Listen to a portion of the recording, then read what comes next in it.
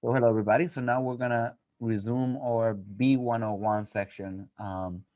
During our last sections, we spoke about construction phase services and the different services that we are supposed to provide um, as for the B101. One of them is on this section 3.6.2 when it comes to construction administration. What do we do on site? Let me make sure that everybody can see the screen and can hear me okay, right? Everybody can hear me okay? Perfect. So section 3.6.2, evaluations of the work. Now keep in mind, those words, all of the words that are in this contract are carefully crafted. They're not just words that people throw in there. The fact that they say evaluation of the work versus inspection of the work has a big meaning. Anybody can tell me why there's a difference between evaluation of the work versus inspection of the work? Well, an inspection is only done twice on a project at substantial completion and final completion. Yes, that's And right. then evaluation would just be our site visits that we do at regular intervals or as per the stages of the project to Exactly. To review. become generally familiar with the project, right? Generally familiar, yeah. This is all in construction evaluation sort of realm. That's why Miranda's so good at it because she just took that exam and hopefully just passed it too. So that's the difference. That's why that language is in there. Section 3.6.2.1 says the architect shall visit the site at intervals appropriate to the stage of construction or as otherwise required in section 4.2.3. We're going to read section 4.2.3, but before we get that far, it says appropriate to the stage of construction. Doesn't mean you should be there every day unless the project requires it as section 4.2.3. But there's some important moments in which you should be at the site. Now, just between us, not right or wrong answer to this.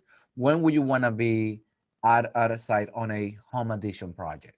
When would you want to do a site visit? Anybody? Could it be like at the beginning of each phase, for example, beginning and maybe ending of, for example, foundation, framing, before closing out the framing, stuff like that? Yeah, right. Ideally, you want to make sure that the foundations are being put in the right side, in the right place, generally speaking, right? Like, you wouldn't want them to be doing the addition and encroaching on setbacks, which you have told them, hey, no, you're not gonna do that. This is where it goes. You want to make sure that the framing is important, mainly because we can also see what goes in there, what's supposed to be in there. Like if there's a soffit, we know where it's supposed to be. If there's a particular detail, we know how it's supposed to be. And if it's not framed correctly, then the end result will not be correct. So that generally is just to advise that that yeah it is advancing appropriately. So then to become generally familiar with the progress and quality of the portion of the work completed, and to determine in general, you see the word general here, just like we talk about general items in here. Um, if the work observed is being performed in a manner indicating that the work, when fully completed, will be in accordance with the contract documents. I'm gonna repeat that with you guys, to you. The reason why I'm gonna repeat it is because I always point out that what we want to get delivered, not that we will deliver, but what we want to get delivered, right? Meaning somebody else gonna deliver, a contractor, is a finished project, right? We didn't design a framed project. We designed a finished design, right? A finished project. So whenever we're on site, we're trying to become generally familiar with the progress, quality of the work completed, so that we can attest that it appears as such. It appears that it will look and be as we designed it to be at the end of the project, right? So so reading it again, the architect will do visits to become generally familiar with the progress and quality of the portion of the work completed and to determine in general if the work observed observed is being performed in a manner indicating that the work, when fully completed, will be in accordance with the contract documents. Right? We don't get ahead of ourselves. If something doesn't kind of appear to be correct, we can ask them. And we could say, hey, listen, when you finish that portion of the work, if it does not look like this, I will reject it, right? Because we reject work. Is that right, everybody? Right? We reject work. So this part is equally important. I want you to pay attention to. However, and I'm going to highlight it. However, the architect shall not be required to make exhaustive or continuous on-site inspections to check the quality or quantity of the work. We just said that before. We do evaluations, observations. We don't do exhaustive inspections. On the basis of the site visits, the architect shall keep the owner reasonably informed about the progress and quality of the portion of the work completed and promptly report to the owner known deviations from the contract documents, known deviations from the most recent construction schedule submitted by the contractor, and defect and deficiencies observed in the work. This is so important, so important. And he answers a lot of the construction evaluation topics that me and Miranda discussed before, where she will have a contractor, with an issue, and then it's like, what do I do as the architect? Well, the first thing that you do is contact the owner. Always contact the owner. So you're gonna contact the owner. One, if you see any deviations from the contract documents, it might be something that you're okay with, but you want to make sure the owner's okay with it. Any known deviations from the construction schedule, like, hey, snap, there's something going on in here. There's a delay with the concrete. There's a delay with the windows. There's a delay with whatever. The owner's got to know. And because that, well, the main reason is because that might trigger a change order. And because, well, you want to deliver a project that indicates what you want, like what you designed, right? Not necessarily what the contractor wants. And then the last part is defect and deficiencies. You know, hey, that concrete mix that was put in there didn't quite look right to me. Or hey, the header that we specified was supposed to be a 2x8s to put 2x6s there. Um, you let them know. You let the owner know. You're not being a snitch. Remember that you work for the owner. That's actually your job. If you see something, say something to the owner, right? Which will be brought up at the next meeting, probably with the whole team. But I would say right after you do your site observation, you send a report to all the parties involved, including the owner. Clear so far? So section 3.6.2, the architect has the authority to reject work that does not conform with the contract documents. You hear that?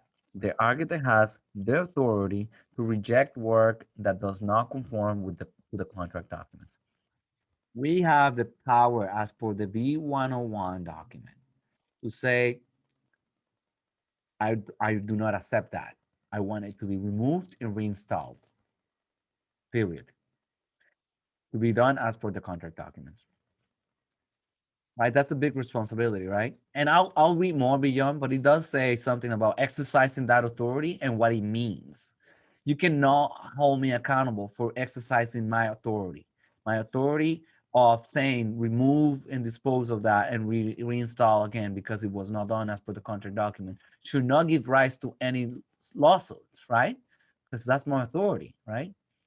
So let's read, continue reading. So, and I'm going to read it again. The architect has authority to reject work that does not conform to the contract documents.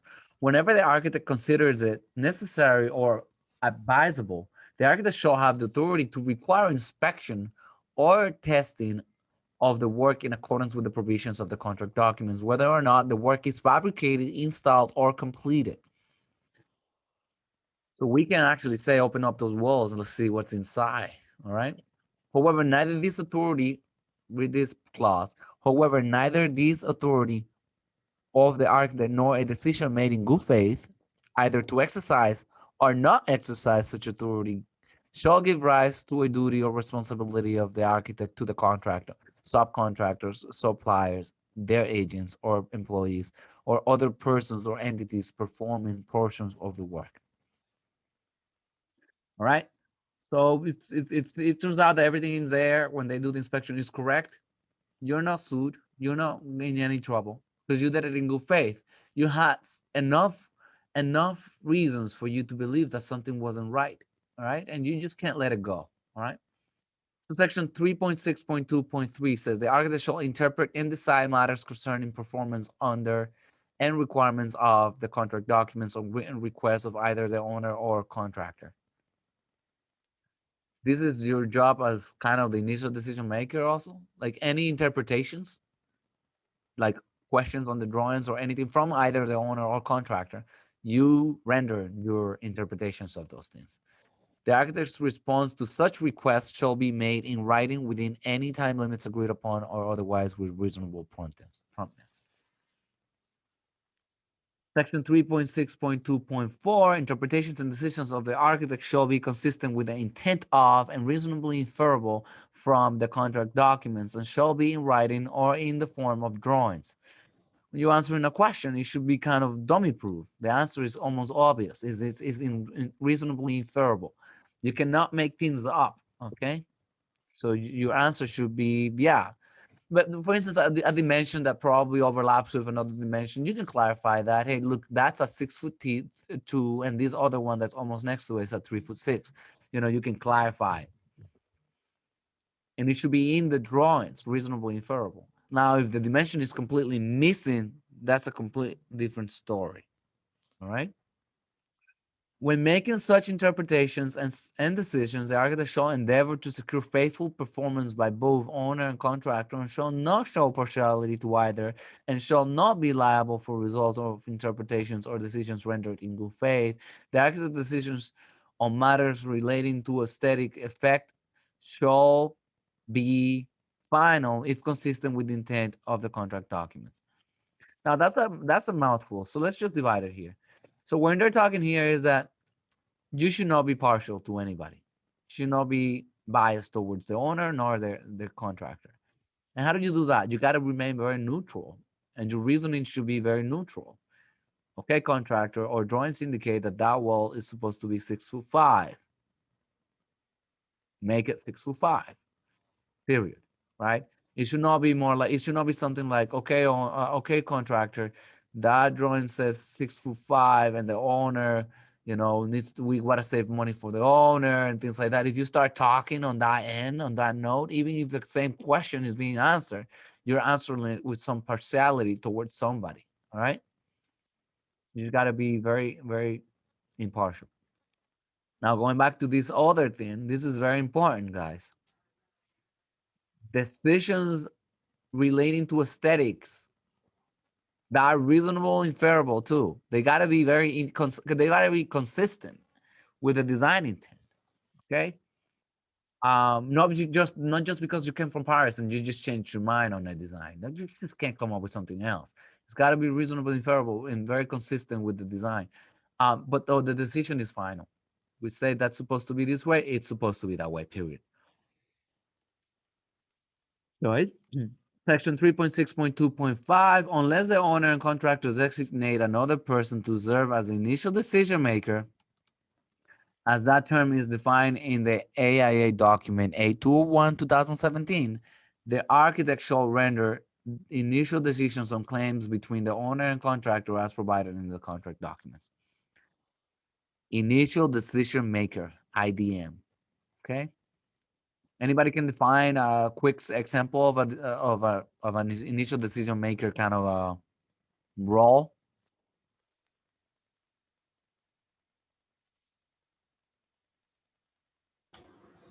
A disputed change in cost before you issue a change order, let's say. Yeah, so the architect, the owner thinks that they should pay 5,000. The contractor thinks it's 2,500, and it's for a change, Mm-hmm. either unforeseen conditions or whatever. It might be an obvious one. The contract says it's 5,500. The contractor just wants more because he wants more. So you at the end, your role will be to look at the facts and render a decision. Now, doesn't mean that your decision is final as the initial decision maker. Should they are they contractually, and is it a binding decision? No, it's not. Right. You guys know the difference between a binding decision and a non-binding decision? Yeah, one you can kind of dispute and say, I'm not agree. I want to take it a step further. And the other one is final. No, So we kind otherwise. of serve basically as the mediator, right? Initial decision maker, kind of mediator, right? But then after us, it might go to um, actual mediation, which is still non-binding, or then arbitration or litigation, right? And you can have either or, right? Arbitration or litigation. You cannot have both. Is that? I think that's what it says on the 821. But we gotta read it. Okay. So we're clear so far. That's a good term, initial decision maker, right? So section 3.6.3, certificate for payment to contractor.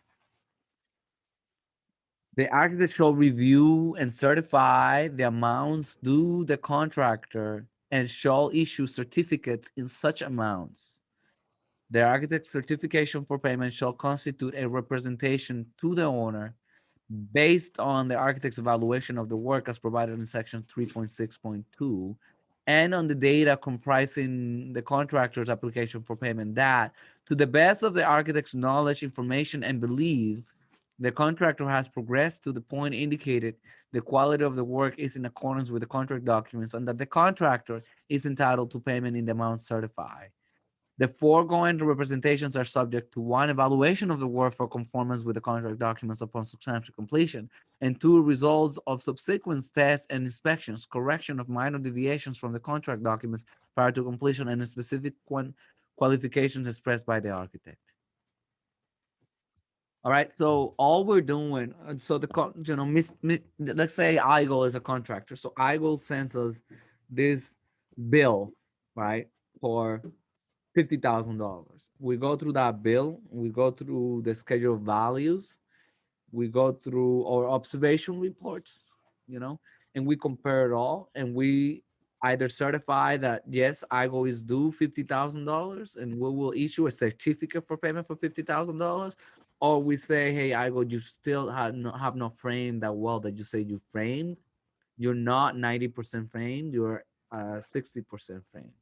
So we're going to the schedule of values, which is a very important document that gets submitted to us as per the A201, which we're going to learn more on the next section.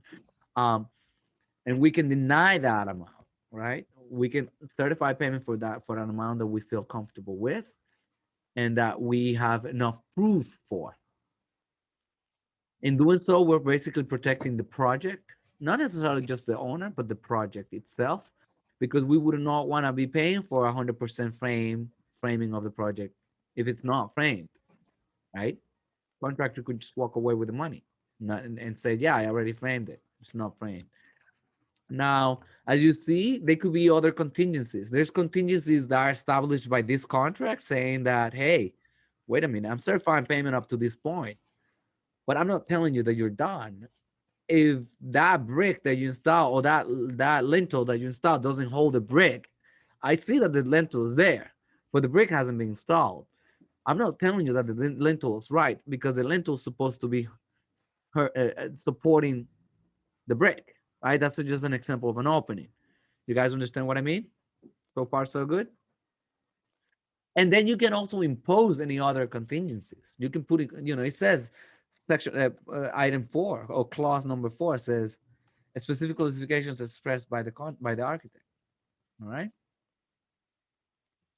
And this section is one of our duties. We got to do that if we're following the B101 and A201.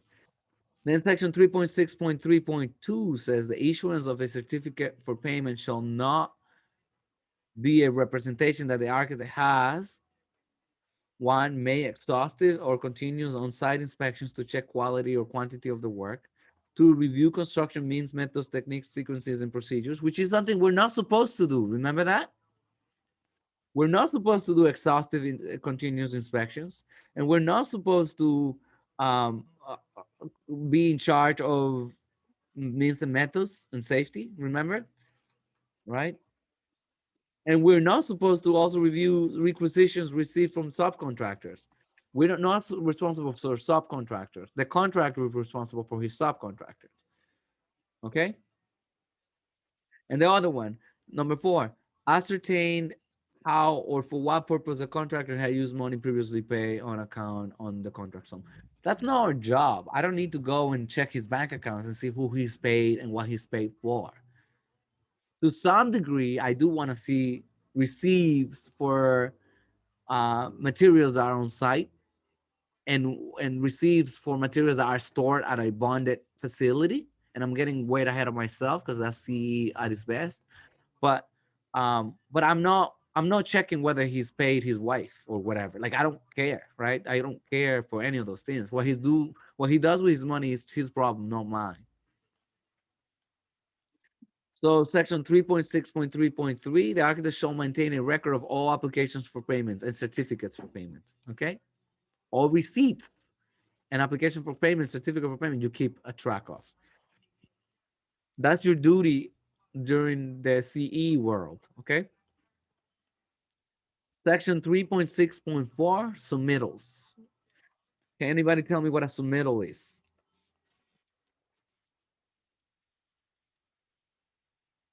Or an example of a submittal? That's you can go. No, you go for it. I was gonna say when you kind of submit shop drawings that say the windows and you have this brand and the size, just to confirm that that's the one selected. Yeah, you not only just confirm this, that's just the one select, but also the size and that they will fit within the space. But yes, that is an example of a submittal. Shop drawings could be either for windows or for cabinets or for even doors, like making sure that the doors are the doors that we designed. So that's a good example. 3.6.4.1 says the architect shall review the contractor's submittal schedule and shall not unreasonably delay or withhold approval of the schedule. So the first thing we get as a submittal is a submittal schedule. Why do we get a submittal schedule?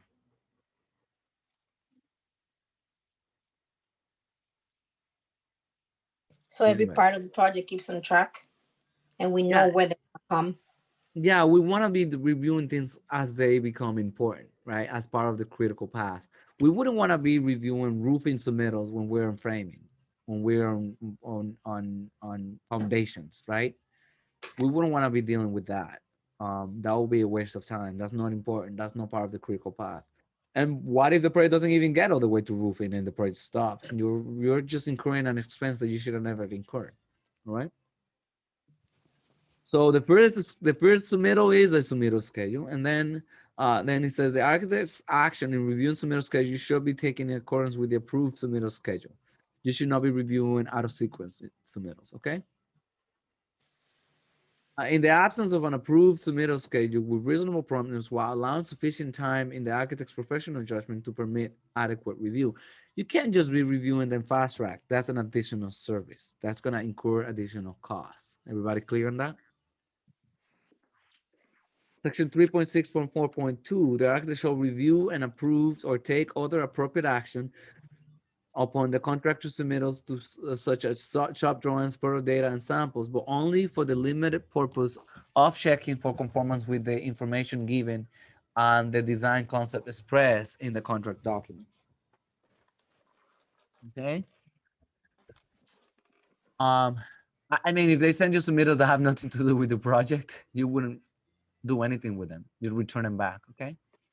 That happens more often than not. That like we've never had awnings on our project. I don't know where this contractor is sending this. Well, because they got a 20, 25 projects and they don't know what the heck they're doing. So that happens sometimes. Um, and this is the important part. Limited purpose, only for the limited purpose of checking for conformance with the information given and the design concept expressed in the contract document. All right, you're not reviewing whether they even fit or not. To be honest, that's something that the contractor needs to do because that's why we said confirm and verify dimensions in field, right? Conceptually, does it look like what we wanted? Yeah. Does it feel like what we wanted? Yeah. Is it where we wanted it to be? Yeah. Generally, yeah. Review of such submittals is not for the purpose of determining their accuracy and completeness of other information such as dimensions, quantities, and installation of or performance of equipment or systems. You see that? I want you guys to remember this. When you're reviewing submittals, you're not reviewing them for the purpose of determining their accuracy, complete and completeness of other information such as dimensions, quantities, and installations or performance of equipment or systems, which are the contractor's responsibilities. Very important. The architect review, I'm gonna put this in highlight.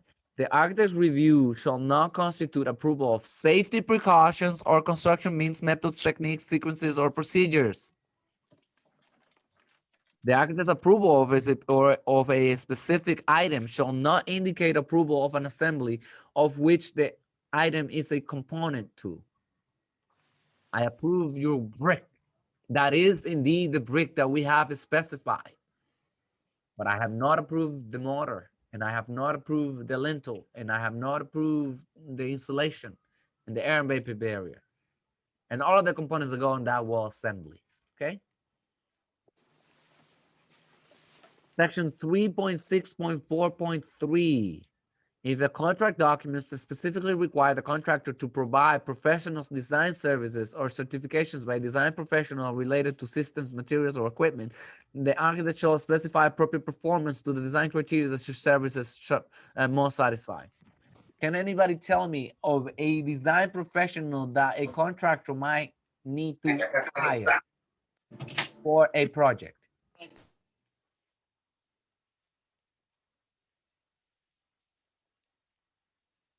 Cannot hear you. Cannot hear anybody. A design professional that a contractor may need to consult. Is that what you're asking? Well, in here, they may be design professionals beyond our scope that get hired by the contractor for them to be able to provide their services. Can anybody think of any design professional that may be hired by a contractor, not by architect, not by the owner, but by the contractor, in order for them to perform their work? Uh, would that include a steel fabricator? Maybe a structural engineer. I'm talking about professionals. So maybe a structural engineer to review their own assemblies, their own, systems. It may be a sprinkle engineer or fire protection engineer to ensure that their alarm systems are exactly how they're supposed to be installed and everything. It may be a mechanical engineer for balancing and testing of their mechanical system, right? They may hire somebody else that will do that. So our role here is to just establish the criteria that those design professionals must meet performance-wise. Like the mechanical system shall provide 40 change of air per minute. What is a CPM? That thing. So whatever. So then they test it. They do their design services, and then they provide that that's the case. Sprinkle systems too. They may or alarm systems, right? We may say, yeah, it's got to be activated in such and such way. So, and we typically just do a performance, of what it is that they're supposed to do, because the methods and means are not ours, right? I don't care how you put it together. I care how it performs, unless the how becomes the what. The architect shall review and take appropriate action on shop drawings and other submittals related to work design or certified by the contractor's design professional, provided the submittals bear such professional seal and signature when submitted to the architect. If it's not stamped, I don't even look at it. It's illegal. It's wrong. All right. The architect's review shall be for the limited purpose of checking for conformance with information given and the design concept expressed in the contract documents. By the way, another engineers that may be hired might be an electrical engineer for particular systems that deal with sustainability, net zero homes, energy plus, such and such. So we don't know, right? Those are some that may be hired by the contractor. The architect shall be entitled to relied upon and shall not be responsible for the adequacy and accuracy of the services, certifications, and approvals performed or provided by such design professionals. It is their own standard of care. We don't step into their toes. We don't step into their world. Okay. Then we go very quickly to section 3.6.4.4, subject to section 4.2, which we spoke about before, and we're going to get to it soon.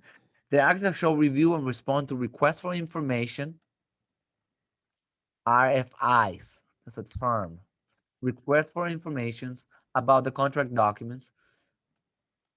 The architect shall set forth in the contract documents the requirements for requests for information. Requests for information shall include at a minimum a detailed written statement that indicates the specific drawings or specifications in need of clarification and the nature of the clarification requested.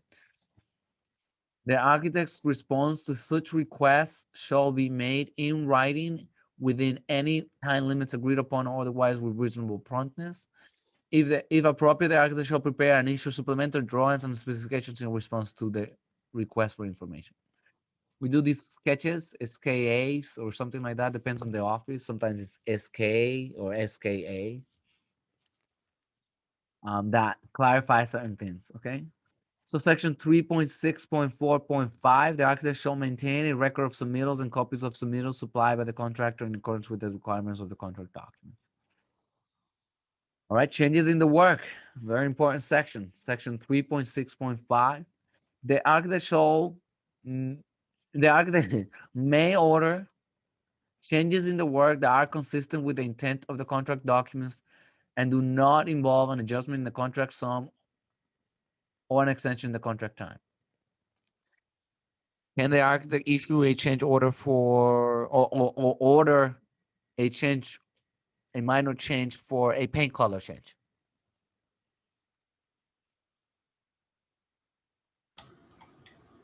No, that would just be an SI for paint color change. So what you're saying it is not a change It's order, not a change order. but it is a minor change in the work. Yeah. And that is okay as according to section 3.6.5.1 because it does not so long as it's consistent with the design intent and it does not have a contract time change and a contract sum change, right? She used a term that we haven't discussed yet. It's called ASI's, Architect Supplemental Instructions. And it is what you would do in this case. An architect may order minor change, and it will be in a manner, it will be using that form, an architect's supplemental instructions. And then subject to section 4.2, the architect shall prepare change orders and construction change directives for the owners, approvals, and execution in accordance with contract documents. Okay. So remember, the architect issues those construction change directives or change orders. The architect's the one that puts it together. He's the one that prepares it. He doesn't necessarily initiate them, right? But he is the one that creates that document, that puts it together. All right. Terms that I want you to think about. More important for construction evaluation and project management than even this one, but construction change directive, CCD, construction change directive, and change order, CO, change order, right? And then the other one is ASI, architect supplementary instruction, ASI, architect supplementary instruction.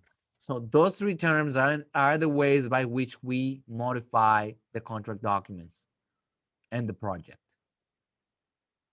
Those are the only three ways that we modify them.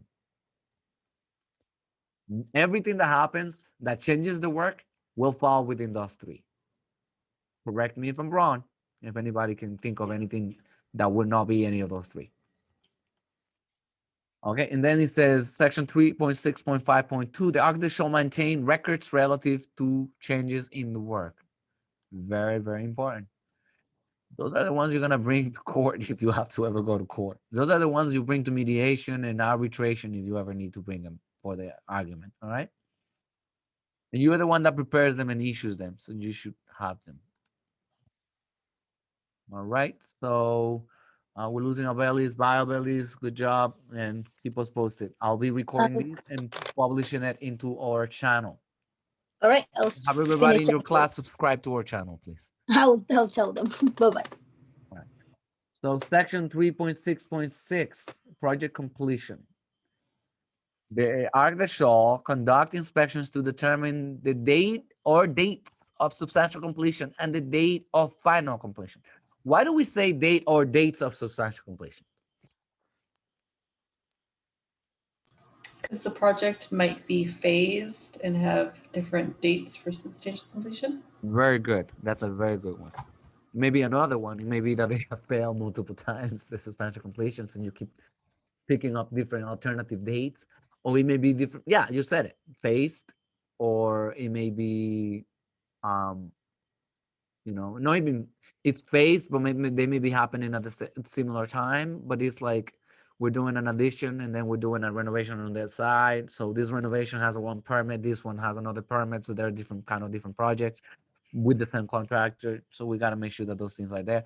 But there's also substantial completion for like different items. Let's say all plumbing is substantially complete, right? Or electrical is substantially complete, or mechanical is substantially complete. You know? Uh, and then maybe substantial completion visits by each one of those engineers responsible for those.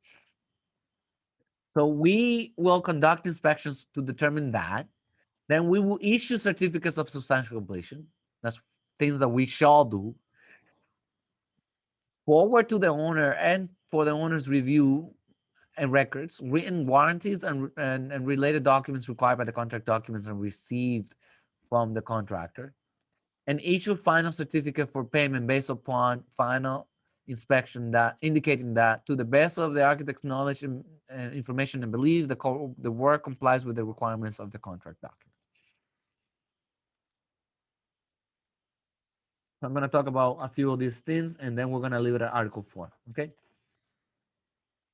So section 3.6.6.2, the architect's inspection shall be conducted with the owner to check conformance of the work with the requirements of the contract documents and to verify the accuracy and completeness of the list submitted by the contractor of the work to be completed or corrected. That list that's to be submitted by the contractor is what we call the punch list. All right?